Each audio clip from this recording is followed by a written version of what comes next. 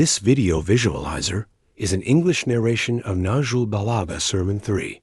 Known as the Sermon of Ash-Shiqshiqiyah, Imam Ali weighs his opinion on the Rashidun Caliphate.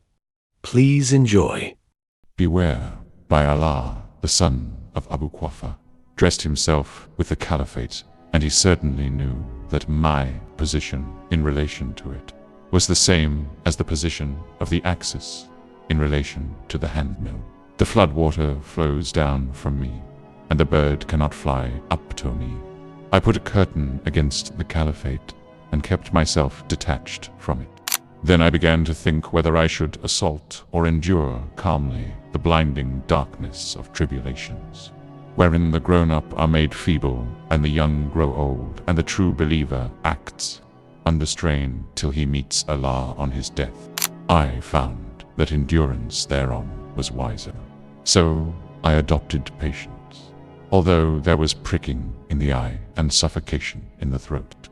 I watched the plundering of my inheritance till the first one went his way, but handed over the Caliphate to Ibn al-Khattab after himself.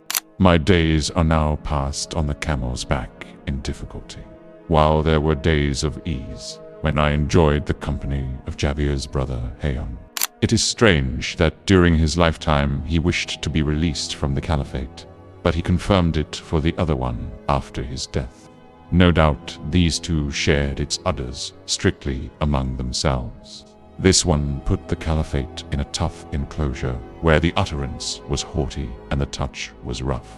Mistakes were in plenty, and so also the excuses, therefore. One in contact with it was like the rider of an unruly camel. If he pulled up its rein, the very nostril would be slit, but if he let it loose, he would be thrown. Consequently, by Allah, people got involved in recklessness, wickedness, unsteadiness, and deviation. Nevertheless, I remained patient despite length of period and stiffness of trial, till when he went his way, he put the matter of the Caliphate in a group, and regarded me to be one of them. But good heavens, what had I to do with this consultation? Where was any doubt about me with regard to the first of them, that I was now considered akin to these ones? But I remained low when they were low, and flew high when they flew high. One of them turned against me because of his hatred, and the other got inclined the other way due to his in-law relationship, and this thing and that thing, till the third man of these people stood up with heaving breasts between his dung and fodder. With him his children of his grandfather also stood up, swallowing up Allah's wealth like a camel devouring the foliage of spring, till his rope broke down, his actions finished him, and his gluttony brought him down prostrate. At that moment nothing took me by surprise, but the crowd of people rushing to me. It advanced towards me from every side, like the mane of the hyena, so much so that Hassan and Hussein were getting crushed, and both the ends of my shoulder garment were torn. They collected around me like a herd of sheep and goats.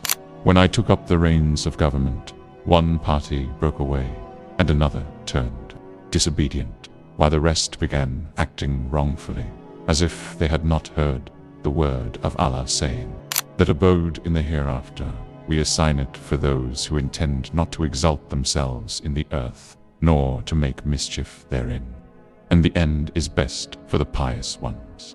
Yes, by Allah, they had heard it and understood it, but the world appeared glittering in their eyes, and its embellishments seduced them. Behold, by him who split the grain and created living beings, if people had not come to me, and supporters had not exhausted the argument, and if there had been no pledge of Allah with the learned to the effect that they should not acquiesce in the gluttony of the oppressor and the hunger of the oppressed, I would have cast the rope of Caliphate on its own shoulders, and would have given the last one the same treatment as to the first one. Then you would have seen that in my view, this world of yours is no better than the sneezing of a goat.